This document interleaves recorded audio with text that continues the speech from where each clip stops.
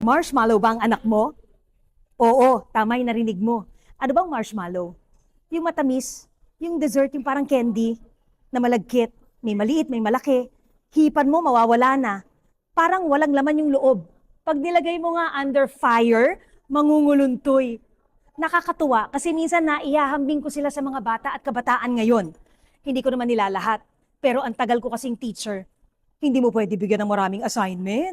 Mapapagod ang utak, and that's even with AI. Mapapagod ang mga kamay, maliit pa lang ayaw na magsulat.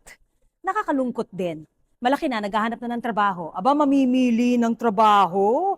Hindi pwede mapagod ang tuhod, ang likod, ang mga kamay. Hindi naman pwedeng CEO ka agad. Siyempre, pagdadaanan mo muna yung ranks kasi dun ka gagaling.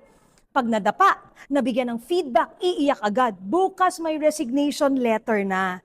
As a parent and as a mom, napapaisip ako, bakit ganon? Ano ang ambag natin kung bakit ang daming kabataan ganyan ngayon? Oops, alam ko na. Social media, tropa, barkada, okay. Pero hindi ko pwedeng tanggapin yun. Kailangan aminin ko na malaki ang ambag ko kasi ako nagpalaki, di ba? It makes sense. Yes, may influence outside, but what about what is inside, core, the foundation? We don't only need to double time, triple time, quadruple time dahil ibang panahon ngayon. Kaya pwede ba, kung may oras pa tayo, kailangan may gawaing bahay, maglikpit ng hinigaan, magwalis, magpunas, maghugas ng plato, likpitin ang mga damit, lahat yan. Okay lang sila mahirapan. At kahit kaya mo, hindi mo kailangan ibigay ang luho. Kasi ang resulta, nakikita na natin agad ngayon. Parang marshmallow, ang hinang klase.